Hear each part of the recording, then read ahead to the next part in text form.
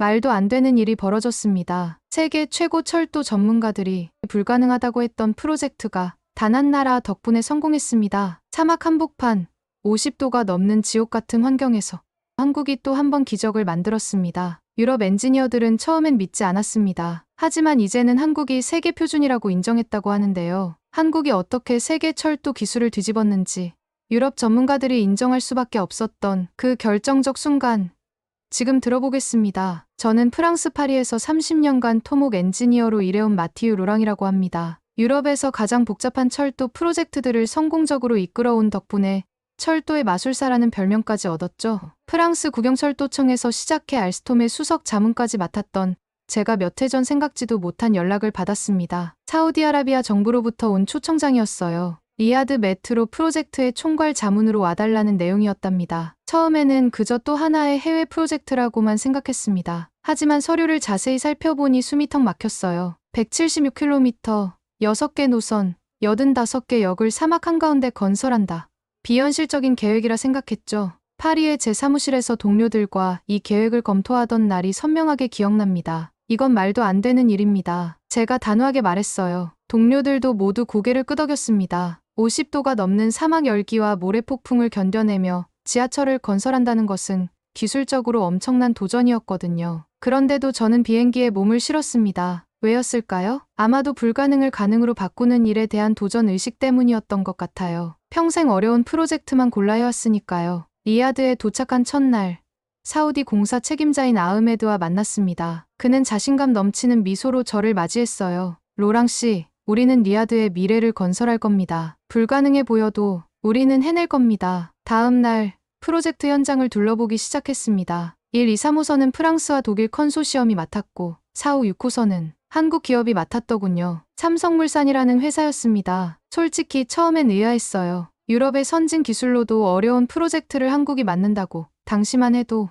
저는 한국의 기술력을 과소평가하고 있었거든요. 현장에서 한국팀의 총괄 엔지니어 이준석을 처음 만났습니다. 40대 중반의 남자로 조용하지만 확신에 찬 눈빛이 인상적이었어요. 제가 프로젝트의 어려움에 대해 언급하자 이준석은 빙그레 웃으며 이렇게 말했습니다. 로랑 씨, 저희는 준비되어 있습니다. 사막은 그저 또 하나의 도전일 뿐이죠. 그의 자신감이 허세인지 실력인지 궁금했습니다. 하지만 곧 그 답을 알게 될 줄은 몰랐어요. 저는 그날 저녁 호텔로 돌아와 창밖으로 보이는 끝없는 사막을 바라보며 생각했습니다. 이 모래바다 위에 정말 현대적인 지하철이 달릴 수 있을지, 그리고 한국팀은 과연 이 불가능한 도전을 어떻게 헤쳐나갈 것인지 궁금했습니다. 공사 시작 2달째, 리야드의 날씨는 더욱 가혹해졌습니다. 아침 8시부터 이미 온도계는 45도를 가리켰고 정오가 되면 50도를 훌쩍 넘었죠. 유럽 팀들이 작업을 중단하는 일이 잦아졌습니다. 장비가 과열되거나 모래가 파고들어 고장 나는 경우가 많았어요. 계획보다 벌써 3주나 지연된 상황이었답니다. 저는 매일 각 구간을 돌며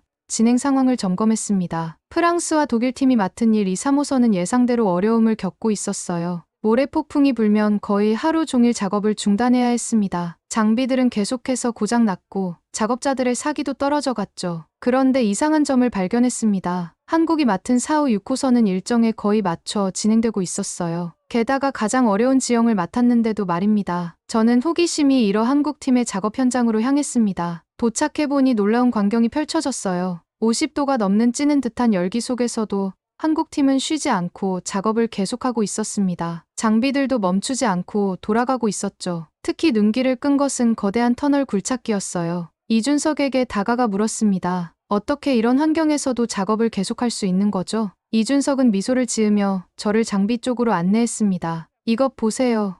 로랑 씨. 그가 터널 굴착기를 가리켰어요. 이건 특별히 사막 환경에 맞게 설계된 장비입니다. 일반 TBM과는 달라요. 자세히 보니 장비 표면에는 특수한 코팅이 되어 있었습니다. 이준석의 설명에 따르면 이 코팅은 모래가 달라붙는 것을 방지하고 열을 효과적으로 발산시키는 기능이 있다고 했어요. 또한 냉각 시스템도 일반 장비보다 훨씬 강력했습니다. 우리는 이 프로젝트를 수주하기 전부터 사막 환경을 연구했습니다. 한국 연구소와 협력해 특수 장비를 개발했죠. 이준석이 자랑스러운 표정으로 말했어요. 저는 그의 말을 반신반의하며 들었습니다. 유럽의 오랜 기술력을 가진 우리도 해결하지 못한 문제를 한국이 해결했다고? 다음 날, 저는 더 자세히 알아보기 위해 한국팀의 지휘본부를 방문했습니다. 이준석은 환하게 웃으며 저를 맞이했어요. 그의 자신감은 여전했습니다. 회의실 스크린에는 복잡한 데이터와 그래프가 보였죠. 이준석이 설명을 시작했습니다. 이건 우리가 개발한 디지털 트윈 시스템입니다. 실시간으로 집안 상태와 장비 상태를 모니터링하죠. AI가 문제를 예측하고 대응 방안을 제시합니다. 저는 그 정교함에 놀랐습니다. 프랑스에서도 이런 시스템을 연구 중이었지만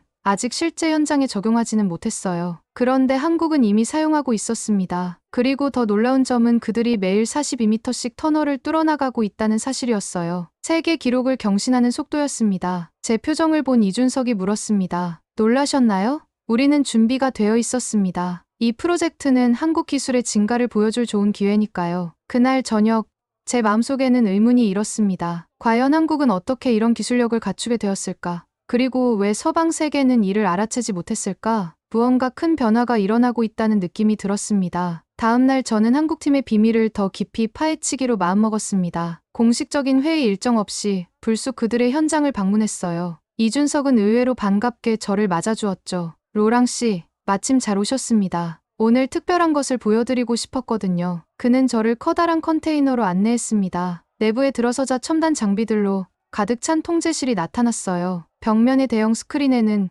공사 현장의 모든 구간이 3D로 표시되어 있었습니다. 가상현실 속에서 실제 공사가 진행되는 모습을 볼 수 있었죠. 이것이 우리의 FSLM 공법입니다. Full Span Launching Method라고 하죠. 이준석이 자랑스럽게 설명했어요. 교량 상판을 현장에서 일일이 만드는 게 아니라 공장에서 미리 제작해 조립합니다. 사막에서 작업 시간을 최소화하는 거죠. 저는 눈을 의심했습니다. 유럽에서는 이론적으로만 논의되던 공법이 여기서는 이미 실전에 적용되고 있었어요. 이준석은 계속해서 설명을 이어갔습니다. 그리고 이건 우리가 개발한 특수 코팅 기술입니다. 장비 표면에 나노 입자를 코팅해 모래가 달라붙지 않게 하죠. 덕분에 유지보수 시간이 80% 줄었습니다. 이준석의 자신감 넘치는 설명을 들으며 저는 과거 제 자신의 교만함을 부끄럽게 느꼈어요. 한국의 기술력을 얕봤던 제 자신이 부끄러웠습니다. 이준석은 저를 다음 구역으로 안내했습니다. 이것은 AI 기반 센서 시스템입니다. 모래 폭풍이 불어도 오작동 없이 정확한 데이터를 전송하죠. 그가 작은 기기를 보여주었어요. 우리는 이미 서울 지하철에서 이 기술을 테스트했습니다. 몇 년 전부터요. 마지막으로 그는 저를 터널 굴착 현장으로 데려갔습니다. 그곳에서 저는 9.8m 직경의 초대형 TBM 장비를 보게 되었죠. 이 장비는 하루에 42m를 굴착합니다. 세계 기록이죠. 이준석의 말에 저는 할 말을 잃었습니다. 어떻게 이런 기술을 개발할 수 있었죠? 제가 물었습니다. 이준석은 잠시 생각에 잠기더니 진지한 표정으로 대답했어요. 우리 한국은 짧은 시간에 많은 것을 이루어야 했습니다. 전쟁 후 폐허에서 시작해 빠르게 발전해야 했죠. 그래서 항상 효율적인 방법을 찾아왔어요. 시간이 없었거든요. 그의 말이 제 가슴에 와닿았습니다. 유럽은 오랜 역사와 전통 속에서 천천히 기술을 발전시켜 왔지만 한국은 생존을 위해 빠르게 혁신해야 했던 것이죠. 그 과정에서 유럽이 상상만 하던 기술을 실제로 구현해냈습니다. 현장을 둘러본 후 저는 프랑스와 독일 팀에게 돌아가 보고했습니다. 한국 팀이 사용하는 기술은 우리가 아직 실험실에서만 논의하던 것들입니다. 그들은 이미 현장에 적용하고 있어요. 동료들은 제 말을 믿지 않았습니다. 한국이라고? 그건 불가능해. 한 독일 엔지니어가 코웃음을 쳤어요. 저는 그를 빤히 쳐다보며 말했습니다. 직접 가서 보세요. 당신의 생각이 바뀔 테니까요. 그날 밤, 저는 호텔방에서 오래도록 생각에 잠겼습니다. 한국의 기술력은 제가 알던 것과는 완전히 달랐어요. 그들은 더 이상 따라오는 나라가 아니라 앞서 나가는 나라였습니다. 이 프로젝트가 끝나면 세계 철도 산업의 지형도가 완전히 바뀔 것이란 직감이 들었죠. 그리고 그 중심에는 한국이 있을 것이라고요. 그해 여름, 이하드에 끔찍한 재앙이 닥쳤습니다. 50년 만에 최악의 모래 폭풍이 불어닥친 거예요. 하늘은 황갈색으로 변했고 가시거리는 불과 5m도 되지 않았습니다. 모든 항공기는 이착륙이 금지되었고 도시 전체가 마비 상태가 됐죠. 아침에 눈을 떴을 때 제 호텔 창문은 모래로 완전히 뒤덮여 있었어요. 밖을 볼 수도 없을 정도였습니다. 라디오에서는 비상 상황을 알리며 외출 자제를 당부하고 있었죠. 하지만 저는 공사 현장이 걱정되어 무리를 해서라도 확인하러 가기로 결심했습니다. 호텔 로비에서 만난 독일팀의 수석 엔지니어 한스는 얼굴이 하얗게 질려 있었어요. 모든 장비가 마비됐어. 모래가 기계 속으로 들어가 엔진이 망가졌어. 최소 2주는 작업을 중단해야 할 것 같아. 그의 말에 가슴이 철렁 내려앉았습니다. 2주의 지연은 전체 일정에 큰 차질을 빚을 테니까요. 프랑스 팀의 상황도 마찬가지였습니다. 모든 작업이 중단되었고 긴급 대책 회의가 소집되었죠. 회의실은 비관적인 분위기로 가득했어요. 사우디 발주처의 얼굴은 어두웠고 유럽 엔지니어들은 서로에게 책임을 돌리고 있었습니다. 그런데 이상하게도 한국팀의 이준석은 회의에 나타나지 않았어요. 저는 그가 어디 있는지 물었습니다. 사우디 담당자가 어깨를 으쓱하며 답했죠. 한국팀은 현장에서 작업 중입니다. 뭐라고요? 이 모래폭풍 속에서 저는 믿을 수 없었습니다. 즉시 한국팀의 현장으로 향했어요. 시야가 거의 확보되지 않는 상황에서 운전하는 것은 정말 위험했습니다. 그래도 저는 무엇이 어떻게 돌아가고 있는지 직접 눈으로 확인하고 싶었어요. 한국팀의 현장에 도착했을 때 저는 눈을 의심했습니다. 모래폭풍 속에서도 작업이 계속되고 있었어요. 물론 평소보다는 속도가 느렸지만 그래도 진행되고 있었죠. 이준석은 특수 방진복을 입고 작업자들 사이를 오가며 지시를 내리고 있었습니다. 이준석 씨, 미쳤습니까? 이런 상황에서 작업을 계속하다니. 제가 소리쳤어요. 이준석은 웃으며 저를 컨테이너 안으로 안내했습니다. 내부는 깨끗했고 모래 한 톨 없이 공기가 정화되어 있었어요. 이건 우리가 특별히 설계한 모듈식 작업 공간입니다. 완전 밀폐 시스템이죠. 그가 설명했습니다. 그는 스크린을 켜고 계속 말했어요. 사실 우리는 이 모래 폭풍을 예상하고 있었습니다. 지난 50년간의 기상 데이터를 AI로 분석해서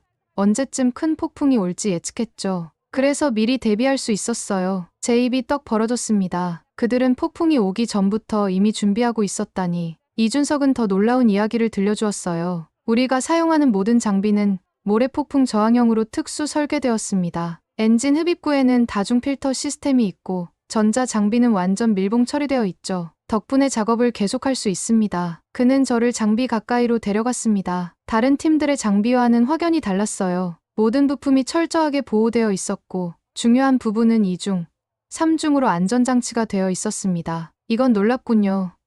제가 감탄했어요. 유럽에서도 이런 기술을 개발하려 했지만 아직 실험 단계에 불과합니다. 이준석은 조용히 미소 지었습니다. 우리는 늘 최악의 상황을 가정하고 준비합니다. 그것이 한국 엔지니어링의 철학이니까요. 모래폭풍은 일주일 넘게 지속되었습니다. 그동안 프랑스와 독일팀은 완전히 작업을 중단했지만 한국팀은 느린 속도나마 계속해서 공사를 진행했어요. 폭풍이 지나간 후 프로젝트 진행 상황을 검토했을 때 놀라운 사실이 드러났습니다. 한국팀은 예상 일정의 97%를 달성한 반면 유럽팀들은 겨우 45%에 그쳤어요. 이 사건은 저에게 큰 충격이었습니다. 한국의 기술력은 단순히 따라잡는 수준이 아니라 이미 앞서가는 수준이었던 거예요. 제 마음속에 자리 잡고 있던 오래된 편견이 완전히 무너지는 순간이었습니다. 그리고 이것은 시작에 불과했죠. 더 놀라운 일들이 기다리고 있었으니까요. 모래폭풍 사태 이후 리야드 메트로 프로젝트는 중대한 전환점을 맞이했습니다. 유럽팀들은 일정 지연에 허덕이고 있었고 사우디 발주처는 우려의 목소리를 내기 시작했어요. 그러던 중 한국팀이 놀라운 제안을 했습니다. 이준석은 전체 회의에서 조용히 일어나 발표를 시작했습니다. 저희 한국팀은 디지털 트윈 기술을 전체 프로젝트에 적용할 것을 제안합니다. 회의실은 순간 조용해졌어요. 디지털 트윈이란 현실 세계의 물리적 객체를 가상으로 복제해 시뮬레이션하는 기술입니다. 이준석은 계속해서 설명했죠. 이 기술을 활용하면 사막의 지반 침하를 실시간으로 감지하고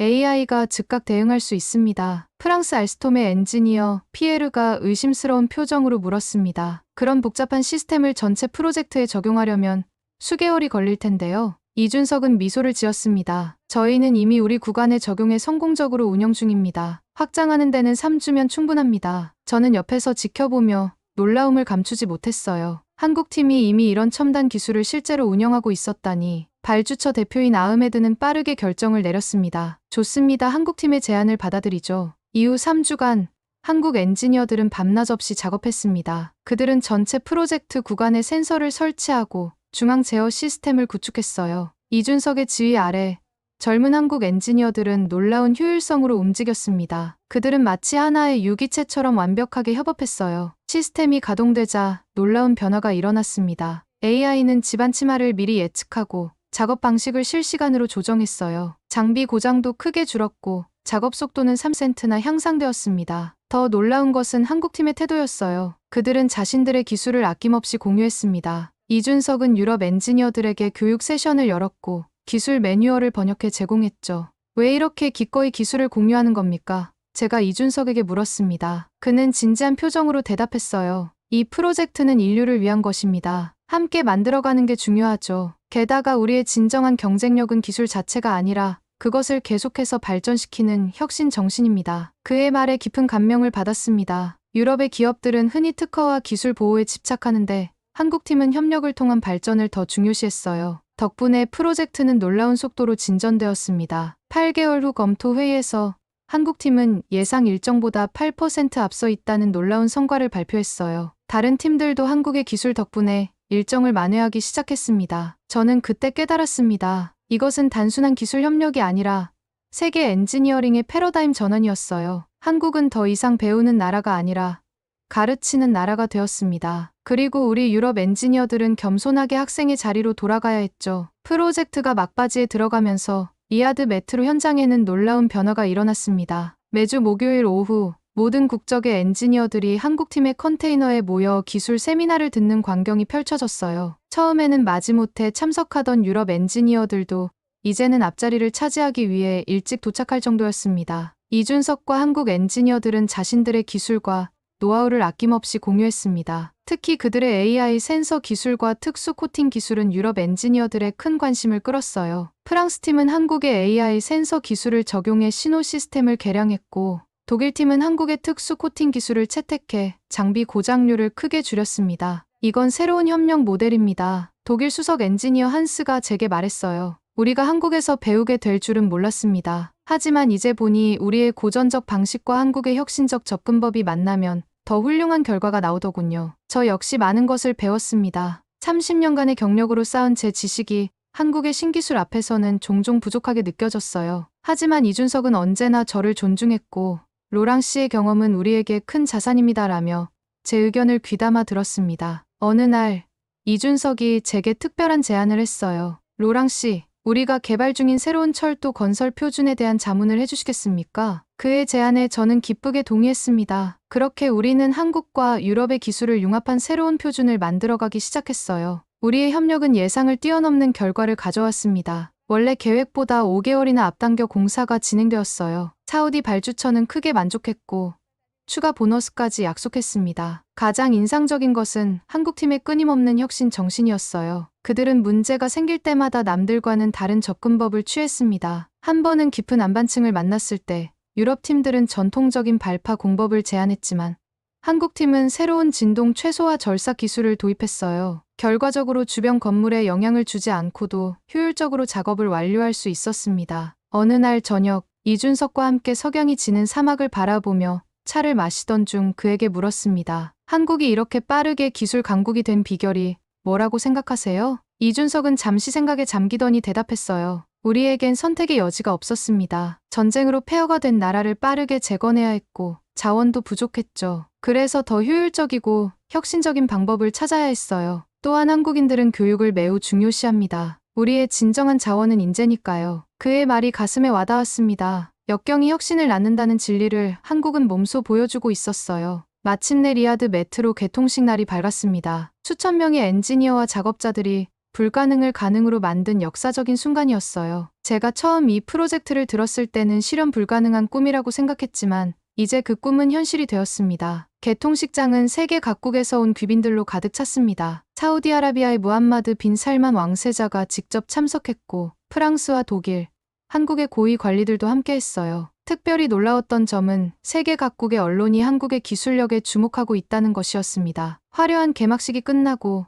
무함마드 빈 살만 왕세자는 연설에서 한국팀을 직접 언급했어요. 한국의 기술력은 세계 최고입니다. 그들이 없었다면 이 프로젝트는 성공하지 못했을 것입니다. 그의 말에 박수가 터져 나왔고 이준석은 겸손하게 고개를 숙였습니다. 저는 그 순간 세계 엔지니어링의 역사적 전환점을 목격하고 있다는 생각이 들었어요. 유럽이 아닌 한국이 새로운 표준을 세우는 순간이었습니다. 개통식 후 열린 만찬회에서 저는 이준석과 건배를 나누었습니다. 당신의 팀이 해낸 일은 정말 놀랍습니다. 이제 세계는 한국의 기술을 기준으로 삼을 것입니다. 이준석은 미소를 지으며 대답했어요. 이것은 시작에 불과합니다. 앞으로 더 많은 것을 보여드리겠습니다. 그날 밤 호텔로 돌아가는 길에 처음으로 리야드 메트로를 탔습니다. 열차는 놀라울 정도로 조용했고 진동도 거의 느껴지지 않았어요. 이것이 바로 한국이 설계한 특수 댐퍼 시스템 덕분이라는 것을 알고 있었습니다. 창밖으로 보이는 사막 위로 현대적인 도시가 펼쳐졌고 이 모든 것이 불과 몇 년 전만 해도 불가능하다고 여겨졌던 프로젝트라는 사실이 믿기지 않았습니다. 개통식 다음 날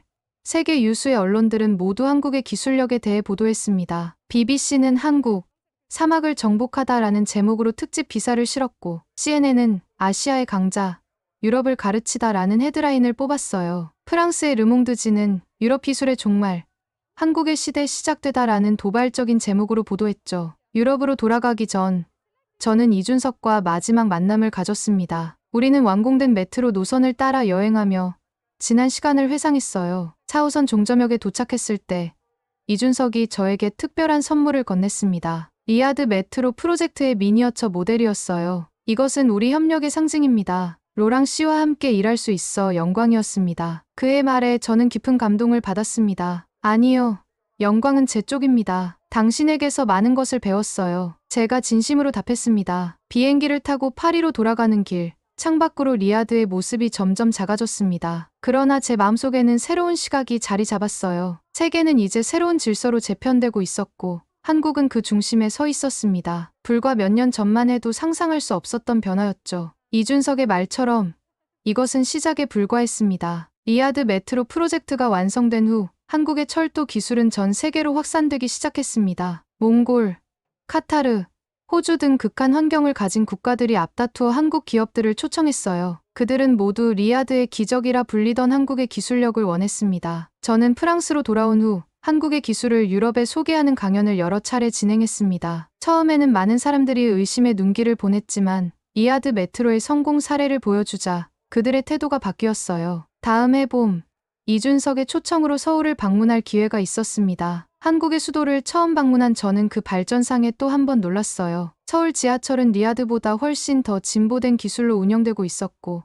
한국연구소에서는 이미 다음 세대의 철도 기술을 개발 중이었습니다. 이준석은 미래형 자기부상열차 개발 현장을 보여주며 이렇게 말했어요. 우리는 멈추지 않습니다. 항상 더 나은 내일을 위해 노력하죠. 귀국길의 비행기 안에서 저는 지난 몇 년간의 경험을 돌아보며 깊은 생각에 잠겼습니다. 한국은 더 이상 신흥 강국이 아니었어요. 그들은 이미 세계 표준을 만드는 진정한 기술 강국이 되었습니다. 그리고 이 변화의 물결은 철도 산업을 넘어 다른 분야로도 확산되고 있었죠. 제 인생에서 가장 큰 교훈을 준 것은 바로 이 한국과의 만남이었습니다. 그것은 편견을 버리고 열린 마음으로 새로운 것을 받아들이는 것의 중요성이었어요. 세계는 계속해서 변화하고 있으며 우리도 함께 변화해야 한다는 것을 한국을 통해 배웠습니다. 오늘은 사막을 가로지른 한국의 기적, 리야드 메트로 프로젝트에 관한 프랑스 엔지니어의 사연이었습니다. 한국 철도 기술의 혁신성과 세계적 경쟁력을 다시 한번 확인할 수 있었습니다. 불가능하다고 여겨졌던 사막 한복판의 지하철 건설을 한국의 기술력으로 해결해낸 이 이야기,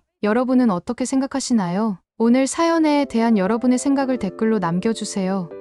감동뭉클에서는 여러분의 소중한 마음을 모아 사연 주인공들에게 전해드리고 있습니다. 여러분 주변에 감동적이거나 재미있는 실제 사연들을 제보받고 있으니 언제든 저희 공식 메일로 제보해주세요. 오늘 들려드린 사연에 공감하셨다면 구독과 좋아요 눌러주시고 주변 분들과도 공유해주세요. 여러분의 작은 관심과 응원이 더욱 좋은 콘텐츠를 만드는 데 큰 힘이 됩니다. 오늘도 여러분의 하루의 작은 즐거움이라도 되었기를 바라며 지금까지 감동뭉클이었습니다. 끝까지 시청해주셔서 감사합니다.